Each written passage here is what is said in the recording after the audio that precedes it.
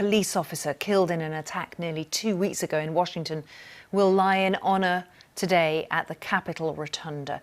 William Evans, known as Billy, was killed on the 2nd of April when a car crashed into a security barrier at the Capitol. The driver lunged towards officers with a knife and was then shot dead. It's the second time in less than 3 months that mourners gather to honour a fallen Capitol police officer. Brian Sicknick also lay in honour after he died from injuries sustained during the Capitol riot on the 6th of January. Well, we want to also mark this day. We can talk now to Jason LaForest, who's a lifelong friend of the Evans family. He joins me now from Washington. Jason, we can see you with the dome of the Capitol behind you. It is a day to remember somebody who I think always wanted to be a Capitol police officer. He did, yes. From a young age in college, he and one of his very best friends decided that they wanted to be U.S. Capitol police officers, a very specific life goal. And they were lucky enough to be able to live that dream, of course, until Billy was killed by an assailant about a week and a half ago. How did he carry out that role? How did he make it his?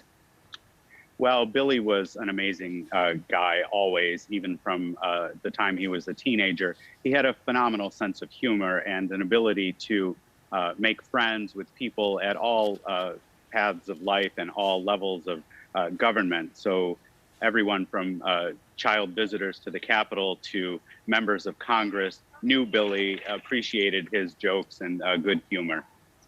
We've been able to see just in a few of the images we're showing viewers his big smile, his infectious smile. Yes. And I guess it's important on days like this to remember somebody who did a job and did it well, but also it seems was a real spark for friends and family. He was. He loved jokes. He loved to needle everyone and get under your skin just a little to get a rise out of you. And he appreciated the humor in all things, and certainly a very necessary gift with such a serious job. You're speaking to us as a long-time friend of Billy Evans. I think you knew each other as kids almost. How is his family coping? Because there's a lot of spotlight on them this week.